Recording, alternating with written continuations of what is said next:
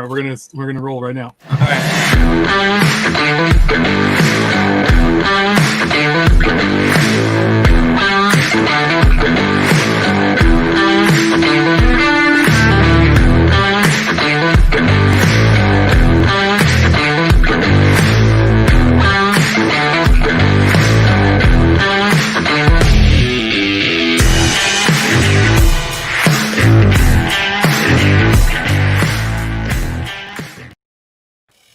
Welcome into episode number 8 of Hobby Hotline's Monday Night Heat edition. Hosted tonight by Dan from Mojo Break. What's up, Dan? How we doing? What's up, Shep? How you doing? I'm doing great. No, I'm Tim Shepler, Big Shep 79 from About the Cards. And real quick news breaking as we're hopping on, our very own Mike Sommer is going to have an LCS. He's gonna have a card shop now. It's not a full-blown one, it's one within one, I guess, but he's got the keys tonight. It's a great opportunity for him to kind of expand what he's doing and his inventory and some things. So it's great to see some of us getting more into the hobby and as he's doing it as a secondary thing. So congratulations to you, Mike. Congrats, good luck, Mike. bud. That's awesome. It's awesome. It's time to hit right now. I mean, it's the hobby's crazy right now. Like every week, I think like it can't get any more outrageous, and it one ups itself. And I agree. It's crazy. I mean, you look at what the finest flashback is doing on the secondary market. It's a $55 direct. And they're going for over $400. They may be $500 now. I don't even know. Yeah. I know over the weekend I saw some people selling for like $440 on Twitter, and they were gone instantly. And we're talking about a product that the autos are super limited. I mean, the base cards, the Robert, whatever you want to call them, they're going for a couple $100. Oh yeah. Yeah, no, it's nuts. I mean, I was able to get 2 boxes, and I flipped them Thursday, and I did well. And they went to somebody I consider a friend. So we worked out a deal that worked out for both of us. And he's going to open them and enjoy them. And I made dumb money off of them. And it's crazy. I want to get into something really quick. We have a lot going on tonight. I dropped a link to come and call in the chat, so please come and hang out with us. But a couple things we're going to hit tonight. Major League Baseball's back. Hopefully the Marlins don't ruin it for everybody. Card futures with games actually being played. What's going to happen? I want to talk about football box prices and also, too, the possibility of not having a season and what that looks like, because we're seeing average boxes, like things that were $100 to $150 now. They're 4 or 5 times that. And then Project 2020, if we get to it, has lost all of its luster. But first of all, last week on Monday, we had the so-called card doctor on, and then a guy named Mike Geo, who sounds like he's from the Jersey Shore, that name. If I was supposed to be on, and I'm so mad that I wasn't, I actually had my real life get in the way of doing something I love here, but had to miss out. I would have torn the heads off those guys. That guy's as much of a doctor as that doctor from The Simpsons. And, the other guy agreeing, well, hey, anytime a card comes for me, and I kind of wanted to strangle going back through it because it made me so mad. The way a card comes out of a pack is the way it is. If it later is dropped or dinged or someone spills a drink on it or whatever, that's that card now. There's no reason to trim a card. There's no reason. There's reasons, but there's no ethical reason to go and doctor a card once it's out or after the fact if something happens to it. To me as a collector, it's embarrassing that these people are in our hobby. They're like this. There's reasons I don't collect sports memorabilia, signed bats and autographs and things of that nature and jerseys because of all the dirty, scummy ass people that are involved. And now that's how truly, and this is my feelings only, how I feel about people doctoring cards the same way. Just because they can get they can go gym something or get a 10, on something that should not get that because they've altered it in some kind of a way. to me, it's very frustrating as a collector. I don't know how you feel, Dan, but it makes me sick that these people are out there. Doing these shows, I love to play devil's advocate, and on this one, I can't. I agree with you 100%. I would have loved to be on the show last week because I would have been outraged as well. I would have told him straight up, like, get out of our hobby. There's no room for you in here. Because altering cards, trimming cards, I understand why people do it, but it's cheating. It's 100% cheating. What you get out of a card, sometimes you're going to get a card and it's not going to be the great centering. That is the nature of the game. That's kind of how it works out. Not everything is going to gem 10. Not everything is going to get a great, awesome grade. Sometimes for collectors, you can't afford, say, a Steph Curry auto, and you may get one that you know is damaged. But it's going to go in your personal collection. I have cards that are damaged, and I know that are damaged, that are PC cards. I'm not going to sell them, so I'm not worried about the value. Yeah. I have a 68 mantle. It was one of the first mantles I ever bought, and it's like off center, like 80-20. But I don't care because the corners are sharp. It looks good. It's a good looking card, except for that it's off centered. But it's mine. It's not going to go anywhere. Like, I got a smoking deal on it, and it's a Mickey Mantle card.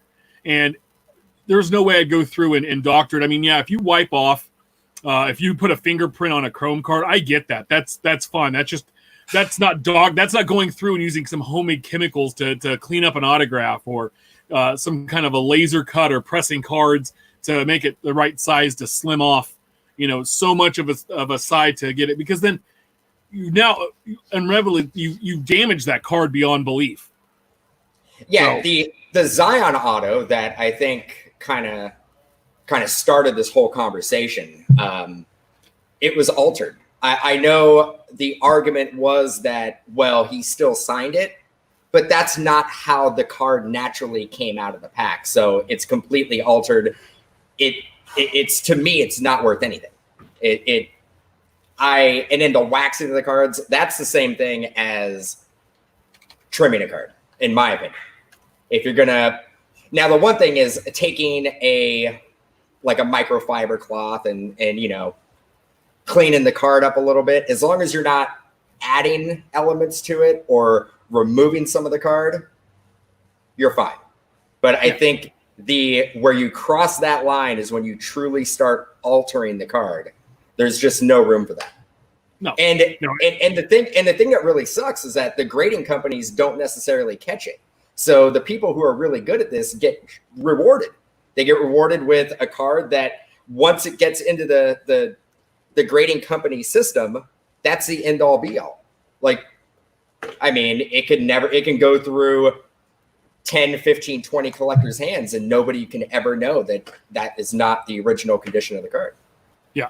And once it's encased and has that, that certain grade, then no one's ever going to bother to crack it out or do anything with it, So it's disgusting to me, and it's just one of those things. I agree with you. Get out of the hobby. We don't need you here. You give us all a bad name when we see that on there. And I wanted everybody to know, like, I think a lot of us feel the same way about that. And not all collectors care if something comes out a Gem 10, because I can tell you, like, if you opened up 1920 Prism and you pulled out anything that was color in that, guaranteed the centering was going to be off somewhat on almost all of those cards that had any kind of a color parallel to them, no matter what facet it came in, was retail or hobby, blaster, jumbo, box, anything like that. So just discussing. I'm excited that we had baseball back. The Giants took 2 out of 4 against the Dodgers, which was awesome. I love to see that. And we're in rebuilding, and they're supposed to be in the World Series, and you can't beat a bunch of no names. Like, okay, that's cool. I'm good with it. It's great. It's great to see that. And Louis Robbie hit his first home run. I watched Trout yesterday knock in all 4 Angel runs. Ohtani got knocked around a little bit. But how do you feel? I mean, baseball's back. We have it playing. It's good to see the fellas on the field. It was beautiful. And I watched probably more baseball this weekend, Thursday through Sunday, than I've watched in probably the last 5 years. I mean, every game that was on, I sat there, undivided attention, watched pretty much every pitch. It was great. The teams, because they had their original spring training, then the summer camp. A lot of the players were, they looked good. I mean, they looked like they were not quite midseason form. I mean, the closers, I think there's a lot of blown saves. And I think that has to do with, I think it was A-Rod maybe in one of the telecasts that was talking about it, not having that adrenaline from the crowd to feed off when you're going in there to close the game could be a problem.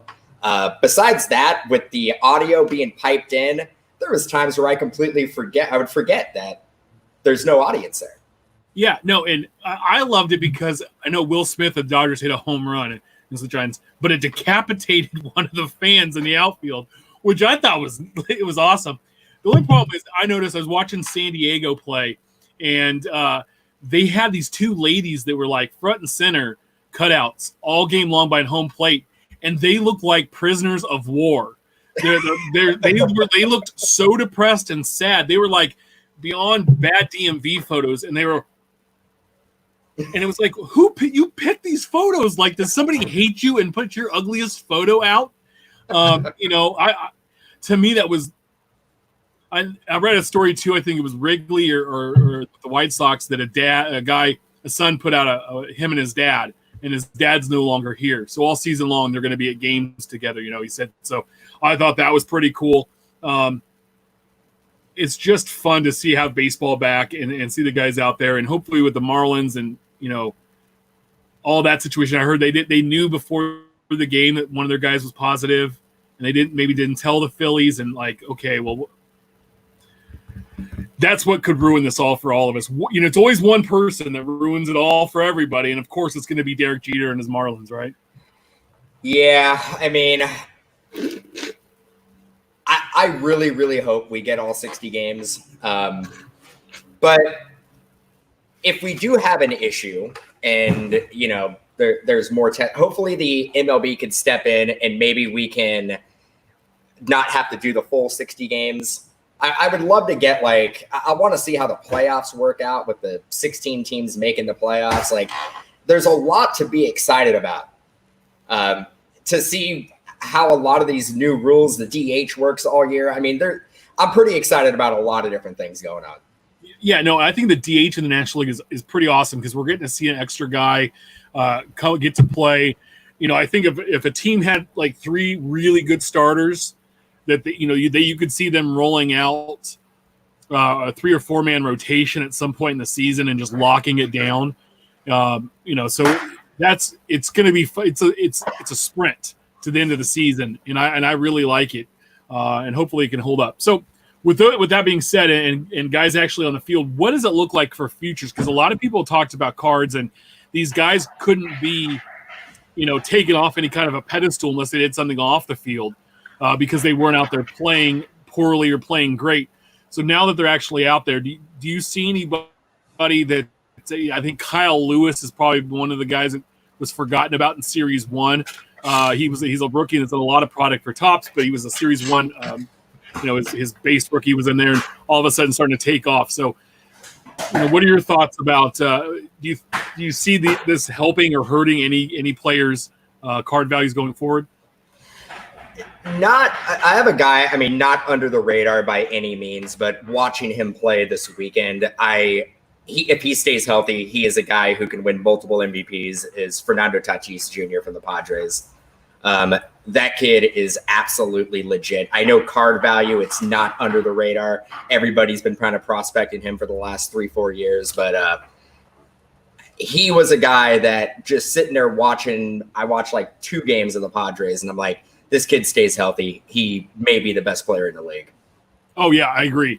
And just his overall game and if he can, the position he plays, the veterans that he has around him on that team too, I think helps out. And by the way, those uniforms, I'm so glad they kind of went back to a classic Padres uniform. Amazing. They not the prettiest colors, but they look good together. And I think the Brewers did something cool too. I think they have a little throwback retro going on right now with their new stuff, and it looks good. Luis Robert got a hit in his first at bat. He hits that home run and just obliterated that pitch the other night. Do you think that he can live up to that hype of just even more than what it is right now? I think he can. You got to look at that lineup and who he is around. Moncada, Abreu. I mean,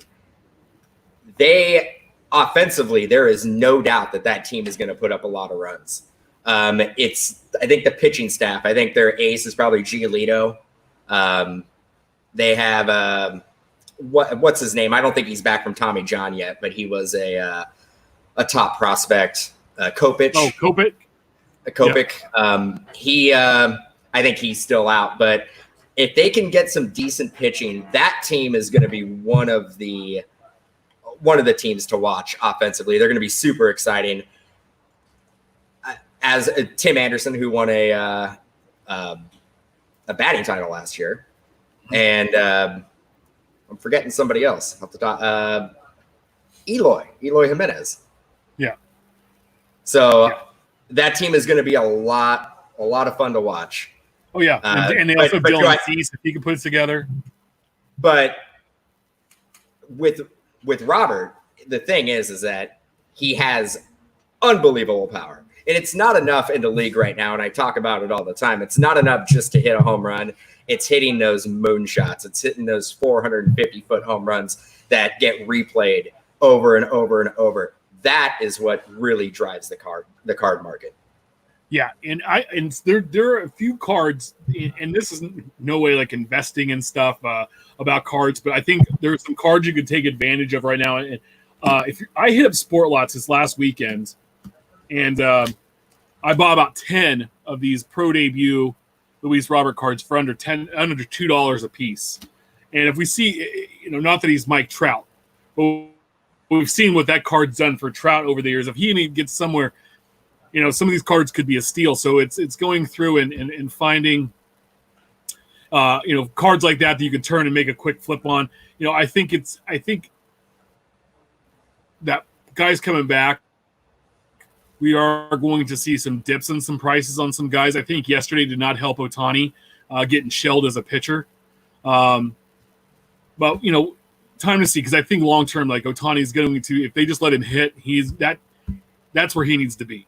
He either needs a pitch or hit, and I think they're going to let him hit because he's far less chance of getting injured in that bat with that team. And so we will see. But yeah, I think from like an investment standpoint, I would look at guys who are on the cusp of being on a major league roster.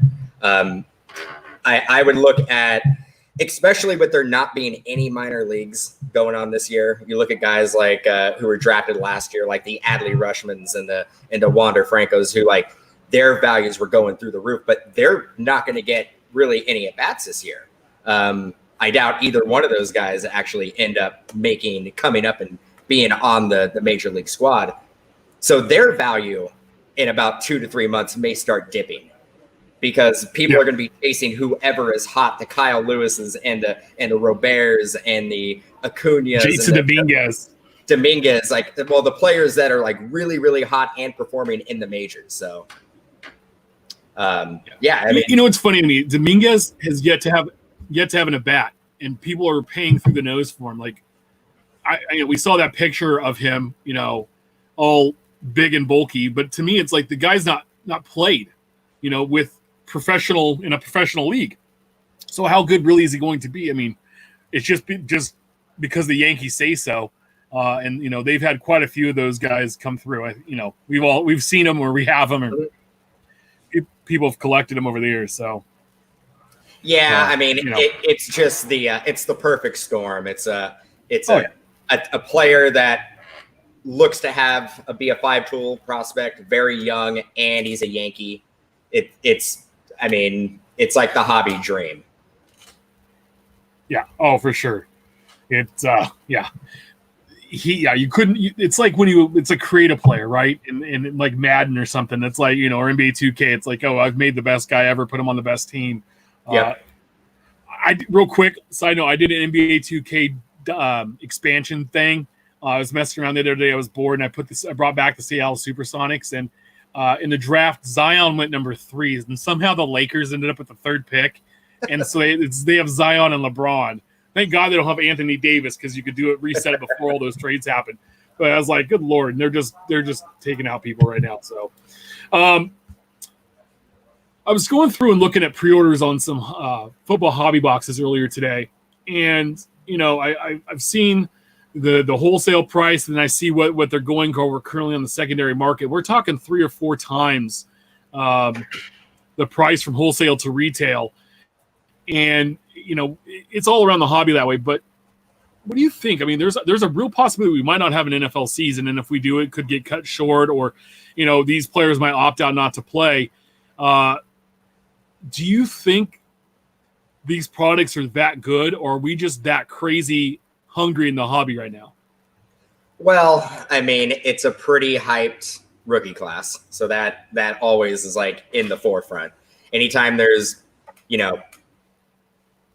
like franchise quarterbacks that are coming in their rookie season, that's always going to drive all the products up. The other thing, the NFL is going to happen. The NFL is they're going to have a season. Out of all the seasons, out of all the leagues, they're the one that I'm like, they're doing it. They're going to figure it out. There's probably not going to be any fans in the stands, but they're going to figure out a way to play football games. It just seems like there's too much money, and they're not a league that likes to leave money on the table ever. So I can see that they are absolutely going to have a season. But the way we look at cards, and there's no rookie photo shoot, so there's going to be a lot of photoshopping. There's going to be a lot of probably sticker autos as opposed to on-card autos. We did see some on-card autos and luminance, and I don't know when they had those signed. Sometimes they have those products printed up and signed before the rookie photo shoot at the Collegiate Bowl, which is like a month before the photo shoot. So those may have been signed then. I think it's all about the rookie class when it comes to football, and it's all about the quarterback. And there's a lot of quarterbacks, and I think that's what everybody's speculating on. I can see it going through the whole season. The whole catalog is going to go up. Every product is going to go up. You saw it today with Gold Standard. Gold Standard's never a huge release, and they did first off the line today. Sold out, I think, at 300, which I thought it was going to sell out before that. We got cut on our initial pre-order. We got maybe 20% of what we ordered. So I know either they're going to release more to be direct on the website, and they're not given as much to distributors, or distributors are holding back. There's no reason to sell it pre-sell. If you hold it back, you can sell it for 3 times the amount. There's a line of buyers waiting to buy it. So every product is going to go up, at least every football product and every basketball product. And that's just kind of where we're at right now. Yeah. Looks like we have a caller. What's up, Ange? How are we doing? Fine. How about you? Outstanding. How are you doing tonight? So what brings you in? What do you want to talk about? If you could put anyone in Allen and Ginter this year, who would you put in it? Well, obviously Dan and Doug. No. To have an official Dan and Doug auto. No, you know who I think would be interesting, especially for 2020, would be Dr. Fauci, right? I mean, he had that Topps Now card that exploded like 51,000. I think he would be a very interesting card to put in for what this year is. So it would be interesting. Dan, who you put in? Dave Portnoy from Barstool Sports. The duo with him and Roger Goodell. Yeah. Yeah. Why not? Why not? Yeah. Who you putting in? Well, we've already done Sue's, so that's done and over with. But I would like to see them do more things like the president of Nintendo or like gaming style, because that's become a big thing at Stay at Home right now. Or podcast host. You can always do podcast host. Come on. Just a booklet. That'd be awesome. I appreciate it, Ange. You have a good night, okay? Yep, you too. All right. No, I think that's an interesting question. I think Roger Goodell and Dave Pointo would be an awesome dual auto. That would be a great duel. I mean, you'd never be able to get them in the same room together, obviously, to sign together. That's not going to happen. But yeah, I mean, I'm actually kind of blown away with how big Barstool has gotten in the last, 4 or 5 years. It's crazy. And I mean, they essentially started as just a betting blog. So to see how big they've gotten, I'd like to see. I don't know if it would really translate well to the hobby. I don't know if people would try to collect a Dave Portnoy auto, but I don't know. Yeah, I mean, in my professional life, the last company I worked with, we had some dealings with Barstool and some of their stuff. Very interesting group of people to work with on the professional side. So I could imagine. No, I think I love seeing. This is the thing. That's why I think Allen & Ginter is one of my favorite. It is one of my favorite products of the year because it does bring in so many crazy facets. I saw you guys opening up Goodwin Champions this week. It came out this week or last week, and going through and seeing some of the stamps and the autos and the subjects that were in there. I think both of those do a good job of kind of shaking up the norm and letting a lot of odd stuff come into the hobby, which I think is always fun because it can bring in somebody that's a fan of a band or an actor to come buy sports cards because they have an autograph, and it's an inexpensive way sometimes to obtain some of their memorabilia or an auto. So, yeah, and we've been opening up a lot of Goodwin, and it's a refreshing product to open because you're just not seeing with football, you know what rookies you're going to get. With baseball, you know what content's going to be in there. With basketball, you know what content's going to be in there. But when you get to Goodwin Champions or Allen & Ginter, it just keeps you on your toes. It's like a history lesson as well. So it's a lot of fun. Oh yeah, and then the rip cards, and you sit there and do you rip this card? And destroy a card to see what's inside, and most of the time it's just like a mini card, but at the same time there's people that chase that mini set all day long. Mm-hmm. So that's very fun. We got another caller coming in. Let's see here, David. What's up, David? How are we doing tonight, bud? Hey guys, doing great. How are you guys? Awesome. Good. I'm loving the hat, by the way. That is awesome. Thank you. Hey, I want to ask. I'm kind of early back into the hobby after years away, and looking at I'm selling on individual eBay auctions and curious, maybe what the break-even point is for flipping to an eBay store, or what the benefits of that are. Yeah, I'll hit this up. I mean, I have an eBay store, and you just have to look at how much inventory you have and how much time you're willing to spend doing it and listing and what you're having. I mostly use eBay for autographs, numbered cards, relics, and some of the rookie cards. Also, too, if I bust cases, I'll do all the inserts and sell there.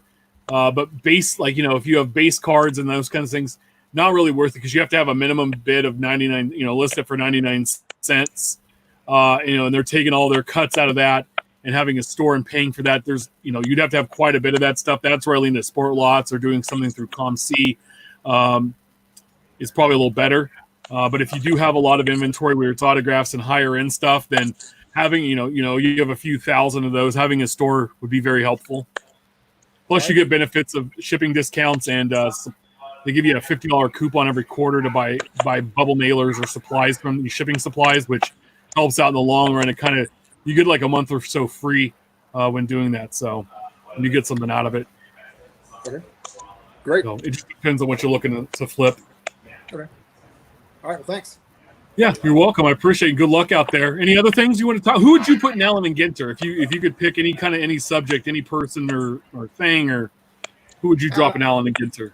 Besides myself, I mean, I think Fauci is probably the choice. And you said it earlier, but he's kind of the man of the year for 2020. Yeah, awesome. Well, David, we appreciate it. I always see you chiming in, so thank you very much. And again, that's a great hat. Yeah. Anytime you can see the Expos logo, like that was when they left Montreal and they got rid of that logo. I know the Nationals or whatever, they have their logo doesn't even hold up to that Expos logo. Oh, no way.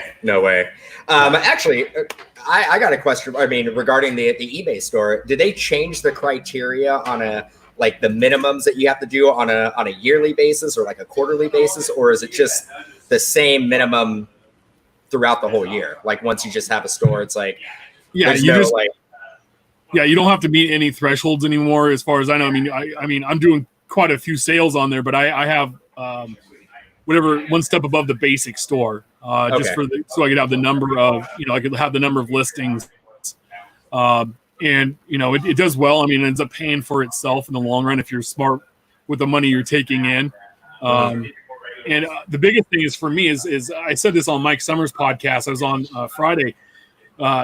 Chris Torres on CRT Sports Cards on Twitter has this awesome Excel document, and I track all the sales, so my profits and losses and all that stuff. So I kind of know what my eBay fees are going to be for the month, and I can look and make sure, okay, hey, like there's still money left in the store, and so that's what I've liked, and also too the being able to get $50 in free supplies every quarter. You get quite a few doing it that way.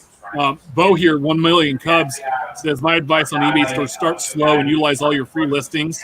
Analyze how your sales are doing and what leftover inventory you have outside of your free listings. That's kind of what I did. Is I did free listings for about a year before I decided, hey, let me do a store. So just because I had so much to be able to move, and it could be worth your while. Absolutely. So and then. Sport Lots is probably so I just now in the last month, a couple weeks ago, I actually got on the Sport Lots as a seller, and I've sold a few hundred cards already.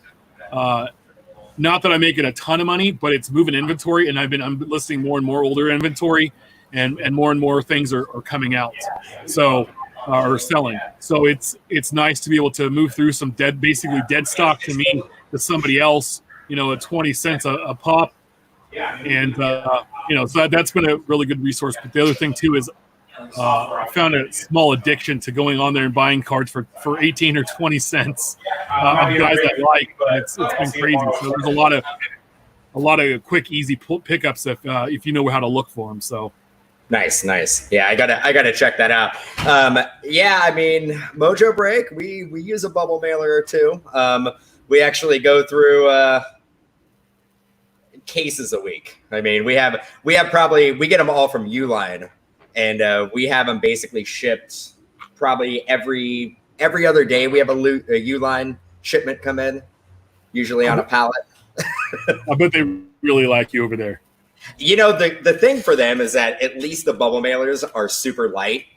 It's when we order like weird desk and furniture and stuff like that, they just like look at us and go, hey, you guys got a forklift? And I'm all, no, we don't have a forklift. We got this guy named Doug. I'm all, let me bring the muscle over here. My question is do they send you the catalog though? I ordered one thing from Uline 7 years ago. 7 years ago, and every year I get this catalog, and it looks like an old phone book, and it dang near takes the mail. I have a little mailbox by my front door, and it bends it every time the postman drops it off. It takes one order, and you will get one probably every month. And I want to know how much money Uline charges or spends a year in making the catalog, printing the catalog, and shipping the catalog, because I don't think anybody who does Uline orders actually flips through the catalog. I get it, and I throw it directly in the garbage. I'm like, get that away from me. Get it out. Yeah. It's quite a bit of paper. So yeah, it's been so. Yeah. We Ziggy, what's going on? I can see you in the chat there. Yeah, we are at the virtual this Thursday. We are doing a free break, and if anybody wants to sign up for the free break, I think we're doing an Instagram giveaway. So it's MojoBreak_com on Instagram, and I don't have tons of details. I know we're on Thursday, so check it out. Not quite taking the show on the road, but it could be a little difficult. We'll see what happens. Yeah, because this is the week that we all be heading out to AC, right? To hit up the National, and last year was my first experience, and it was mind blowing. And hands down, from everybody I talked to, like Chicago is the place to have it, and I'm glad that's the one I got to go to, because that setup was awesome. I mean, you could get lost in there, and if you've not gone, and if we ever can have one again, right, go. Just one time go. No matter if it's for a day or two, just try to make it happen, because as a card collector, it's like, if I ever could. No, after going, it's like, okay, at least you try it out one time and see. It looks like we have Brad on here, Texas Card Dude. What's up, Brad? What's up, gentlemen? How are y'all doing today? Good. How you doing? Doing pretty good. I got a question for myself, and then a question for another guy who's watching an Atlanta baseball game that I'll ask it for him, considering how he's watching the Braves right now. So when y'all were first starting out, both y'all, this is a question for both y'all, my biggest and hardest problem is finding bubble mailers on the low. So when you were first starting out, where's the best place to find bubble mailers on the low? Because the cheapest I can find so far is anywhere between a good deal is in the 65-cent range for a bubble mailer. I found some on eBay, got lucky, and they were 25 cents each. Where did y'all scour to go get the mailers?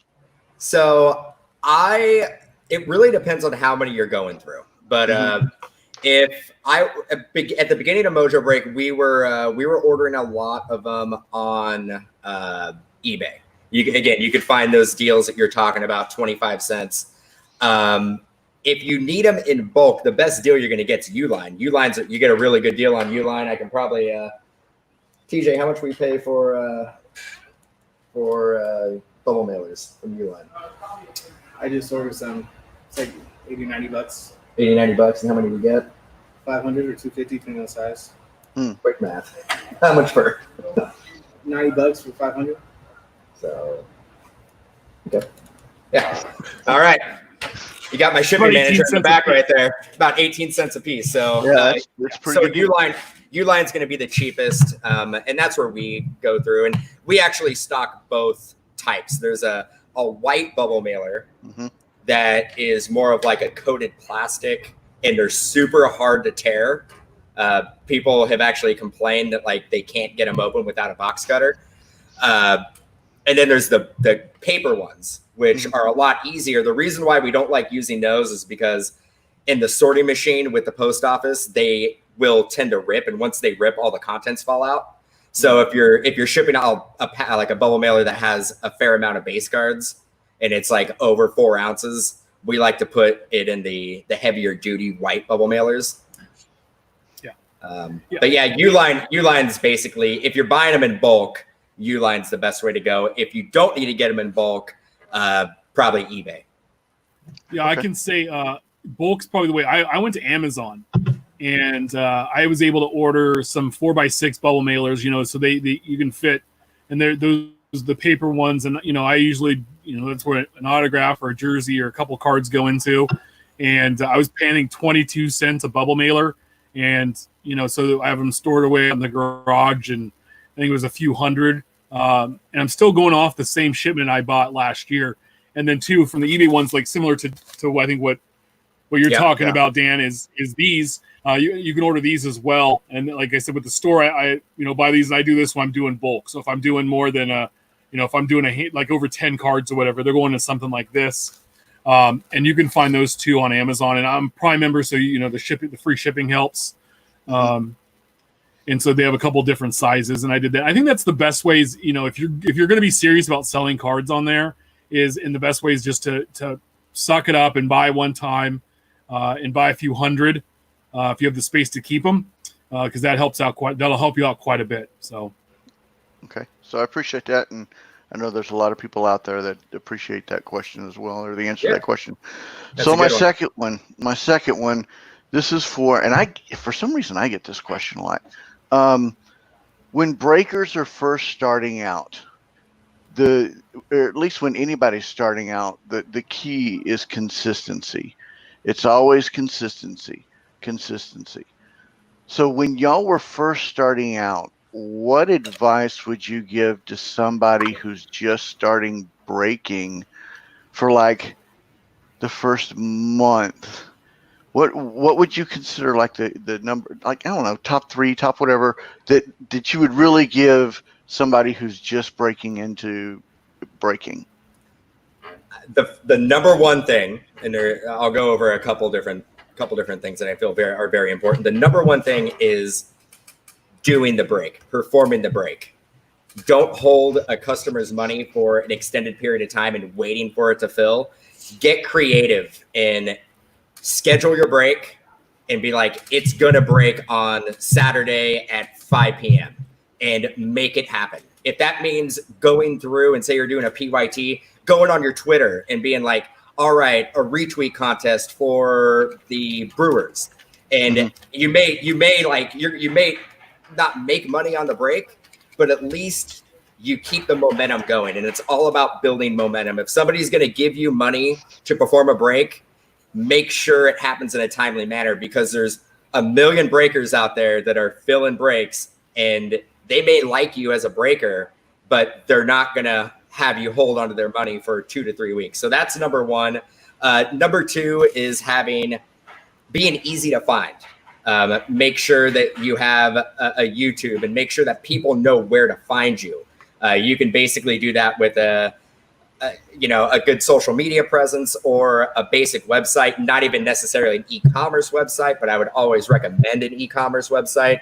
But make sure that like people know where to find you, and and be entertaining when you're behind the camera. Like it's enjoy it, have fun with it, interact with the people who are in the chat. That's also key. The interaction. And that's pretty much the most important things that I can come up with. I mean, I always tell everybody this, that the breaking portion of it is 5% of the job. There's 95% of the job that's like not on camera. The sorting, the shipping, the promotion, all that stuff. So I look at breaking like making Thanksgiving dinner. It's 6 hours of work for 45 minutes of entertainment, right? Or whatever it happens to be. You do all this work, buying the product, listing the product, taking the orders. Then you break the product, which is exciting and fun, and then it's turning around and shipping it and all that stuff. So, you got to know that. I mean, I'm not a breaker, but as a consumer of breaks, is if you don't have a ton of product to break, pick a day. Like what Dan said, being consistent. Like, hey, I'm breaking every Wednesday night at 5 p.m. Pacific. Yeah. You'll know I'm going to be on. I'm going to do my break then. That's what's going to happen, and you just build on that. The other thing too is trying to make sure that you're breaking products that are affordable, that you're not buying at the highest end box, of a box price, and then trying to divide that up, and because you're going to have a real hard time, to turn that. And that's the other thing too, is you got to make sure that so you're not taking it on the chin every time you're doing a break. Now every once in a while, you might have to give a team away that might not be as attractive in a break. But it gets people to you, and you go, man, that was fun. This was an entertaining time. I'm going to go back and get another break from this person. So, I mean, and Shep been a customer of ours for a long time, and he has seen how we kind of have evolved.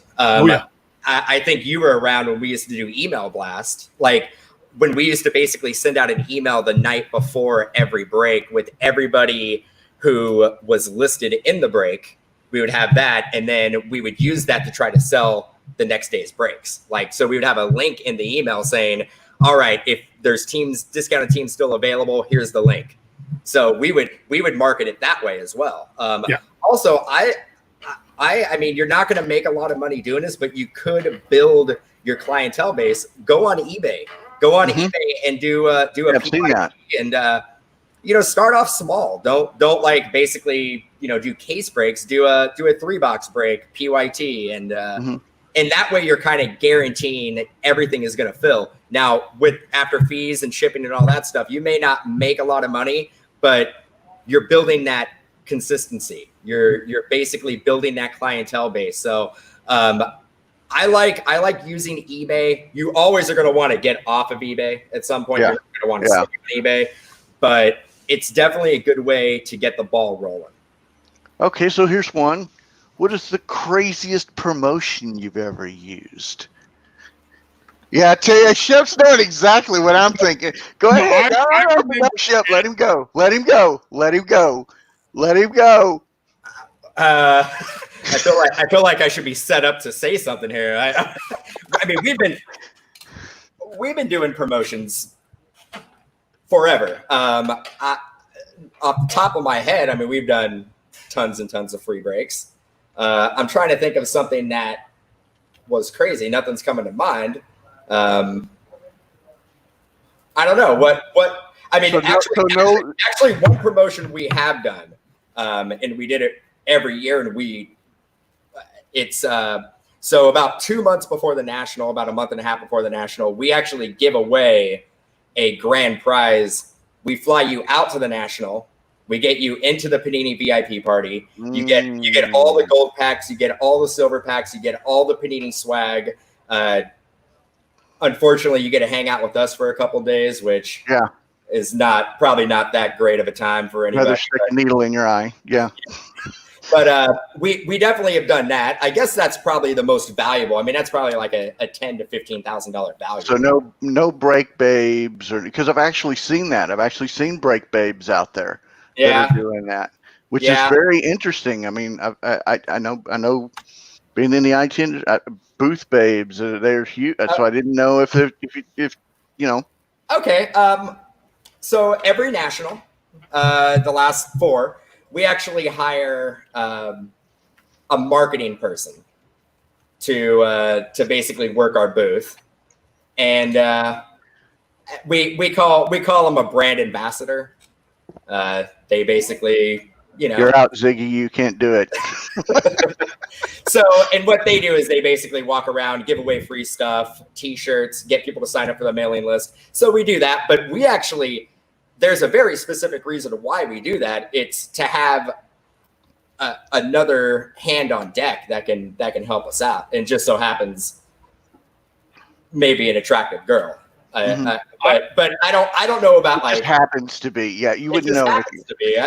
I dropped a link in the chat of the best Mojo break promotion, and it's for a free 2011 Bowman baseball jumbo pack.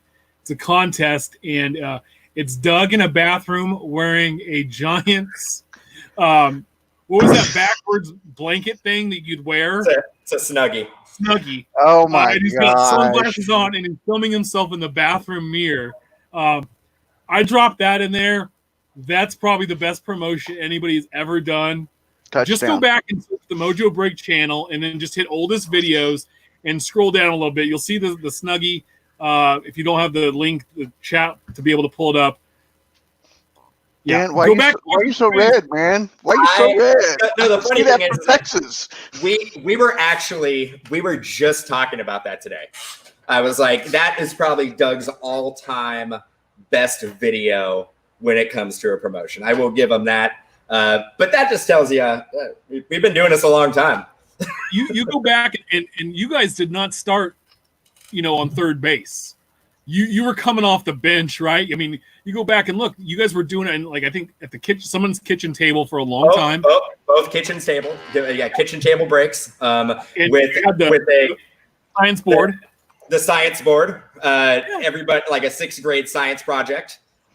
We had that as our backdrop. We had ridiculous camera angles that made no sense whatsoever. We would basically break Jumbo Topps flagship and go over every single card. It would be a 4.5-hour break. Nice. And then you go back and Mike Trout. Okay, well, it's like you got to remember in 2010 we didn't have anybody to really look at and say, oh, they're doing it this way. This is the way we should try to do it. We were learning on the fly. We were seeing what works and what doesn't work. And now the breakers, you got so many breakers out there that do a phenomenal job, and they all have their own little niche. The one issue now is that if you want to be a breaker, it's going to be getting product. Getting product is going to be your number one hurdle in basically making this either a part-time or a full-time gig. Yeah. Well, that's the one thing I would say. Well, hey, Brad, we appreciate it. And we saw that you started a podcast, so good luck with that. And appreciate it. Welcome to it, man. Thank you. Y'all have fun. The thing with that is consistency as well. Keep consistency. That's consistency is key. Yep. Already started recording the next one, so outstanding. Talk to y'all later. All right, thank you. We'll bring in Ziggy. What's up, Ziggy? Thanks for hanging on, buddy. How are you doing tonight? Doing well, guys. Can you hear me okay? Perfect. Can you guys hear me? You've never looked better, by the way. I just want to let you know that. Yeah, well, I'm saving bandwidth, so I appreciate the letting me have some time. A few things I wanted to mention. First of all, on the breaker thing, the one comment I make is that really there's too many breakers.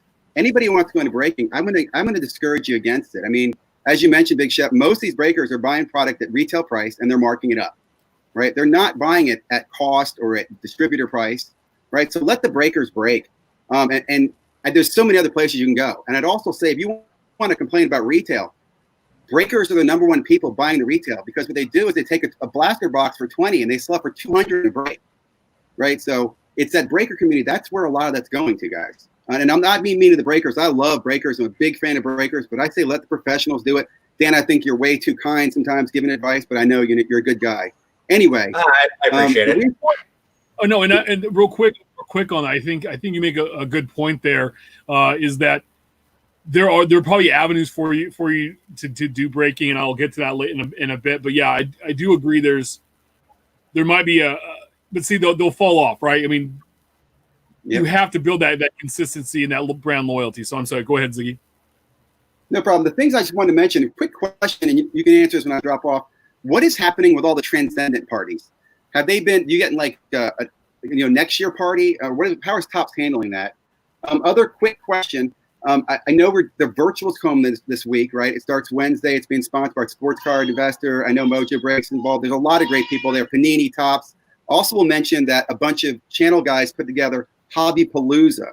It's going on this weekend as well. It's going to have Topps and Panini and several other people involved. So check that out. I'm going to give a shameless plug for myself real quickly. I'm running a daily channel that I give a sports update. I mentioned you guys, a lot of people on there. So you can always get that information. And if anybody's listening and you have something you're dropping, let me know and I will advertise that for you. I don't care who you are.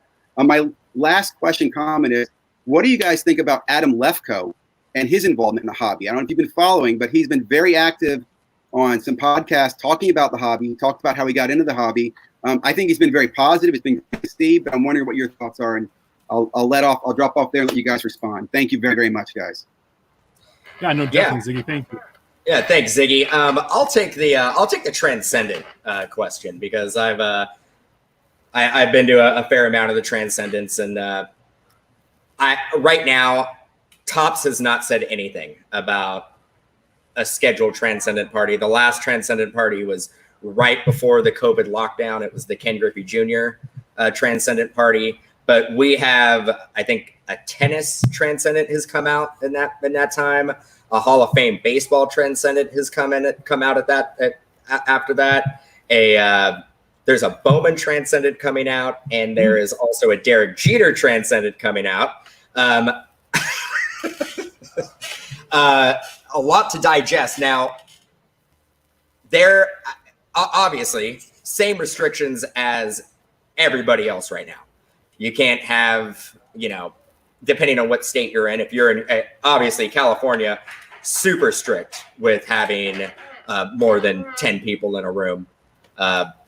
So it wouldn't happen in California. You could see Nevada. I can see if they're going to have a Transcendent party, maybe Las Vegas would be one of the places that they would do it at, but they haven't announced anything.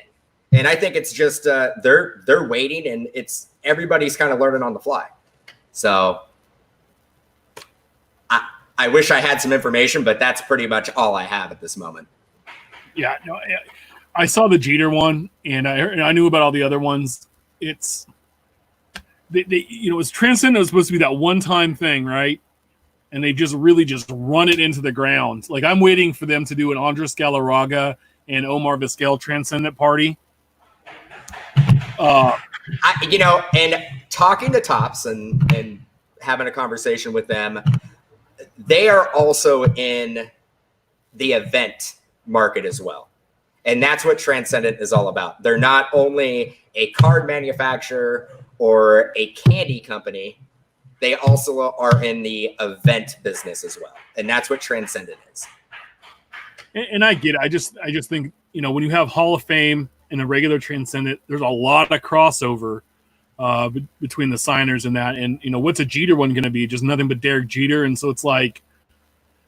Well, the key with the Jeter, and I passed on the Jeter, didn't order it, because the Jeter stuff at this point has been kind of watered down. He's been in every Transcendent. Jeter has autos in pretty much every product that comes out. So there's only so much Jeter that we can all digest. Having a standalone Derek Jeter Transcendent, the one thing that people are going to be looking for is the pass, because you have to assume that when they do have the party, it's going to be Derek Jeter. Yeah, right. Yeah, and it's going to be him in a Miami Marlins uniform and all of it. And I think the interesting thing is he asked about Adam Lefkoe, and he has the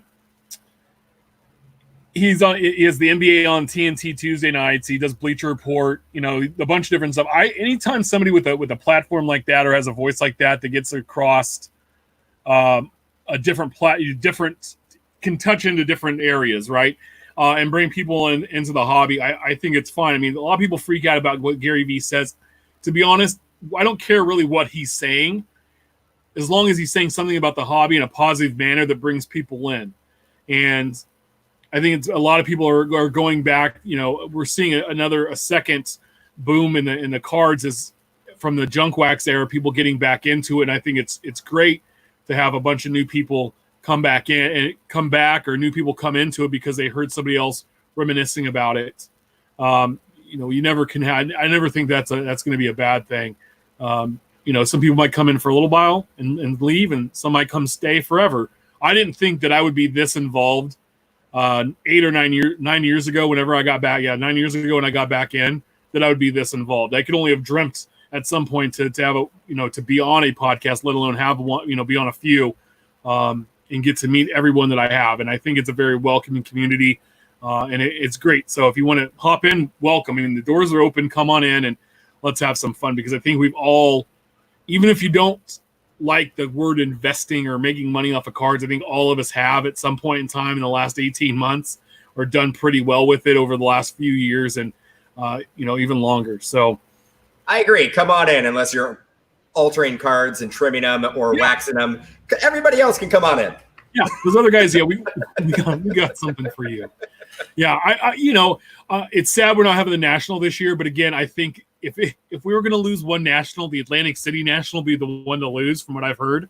And hopefully we can get this all figured out and get back to a better next year. And like I said, that the promos that you guys did, I want to get back to that real quick about taking somebody to the national. I mean, like, that's awesome. You guys have done the realm of things. I remember one time you guys did a thing on your podcast about answer these trivia questions, and I got so many right. Ended up with a blaster of 1819 Prism basketball, and it was just like a thank you and all the different things that you guys have done over the years, and it's very easy to do things like that, or it's customer service and treating your customer right. Hey, if there's an issue, you handle it, you speak out about it, and that's the biggest thing I can say. If you're selling cards online or if you're doing a break or whatever it is be upfront and honest, and don't try to scam somebody over $5 or $10. Not worth it. We've seen too much of that, and it's like, okay, take the loss and move on. And it's business. And before we sign off, and I obviously there's no national this year, but anybody who's in the industry, they are going to have the industry summit, which is going to be in Las Vegas, and I think it's September 13th, 14th, and 15th. Anybody in the industry, it doesn't matter if you're an eBay seller, a blogger, podcaster, I would highly recommend that event. There's so much stuff that you can learn. You get a lot of hands-on with, marketing guys from manufacturers, and there's just a lot of good stuff that happens, and I highly recommend that. And I think that's going to be the next industry event that actually happens. Yeah, I do too. It'd be good to hear, because a lot of, it's not as exciting as a card show. But there's a lot of good information and things that come out of that. A lot of good conversations and good ways to build your audience, your business. And it's a great way to network with other people in the hobby. Yeah, and I can say this hobby is one of the on the business side. There's a lot of people willing to stand up and reach out and give a helping hand and point you in the right direction. I can say more than most, and I think that's a bonus in this. So yeah. It's not so much like the old days when I heard the old. If you talk to the old guys, they won't give you the time of day, but they're also not online anymore, and the social aspect to them doesn't exist. Well, I could say right now, so I would say 99% of the group breakers, we're all buddies. Even though we're competitors, we're all friends, and we all hang out together and talk and, bounce ideas off of each other. But there was a time when in 2012 at one of the industry summits where there was, and people have talked about it, there was almost fights that broke out because nobody liked each other. And it got a little embellished. There was people who were in there who were basically kind of embellishing what really happened, but there was a lot of unhappy people. So to see the transformation where everybody is kind of working together and sharing information and bouncing ideas off of each other it's come a long way. It's good to see. That's the greatest part. And what we appreciate everybody calling in and hanging out with us tonight. We'll be live again Saturday at 8 a.m. Pacific, 11 a.m. Eastern time with the regular edition of the Hobby Hotline, and again back next Monday as well. We appreciate it. We appreciate all your support. Make sure you like and subscribe and do all those fun things. Tell everybody about us. You can always follow us on Twitter at Hobby the Hotline. Follow Dan at mojobreak.com. Check out their site. Always follow me at Big Shep 79. And I like all the cool setup. You let C-Rad kind of go, and that was a great show this week with the hype and C-Rad. And, make sure you check out Mike Sommer, and let me get the Potograph with Drew, and Sports Card Nation with John, and NASCAR Radio with Val. I think we all bring something a little different to the hobby, and lots of good shows there. So we appreciate all the support, and thank you all. And we'll see you all on Saturday. Have a great night. We'll talk to you soon. Later.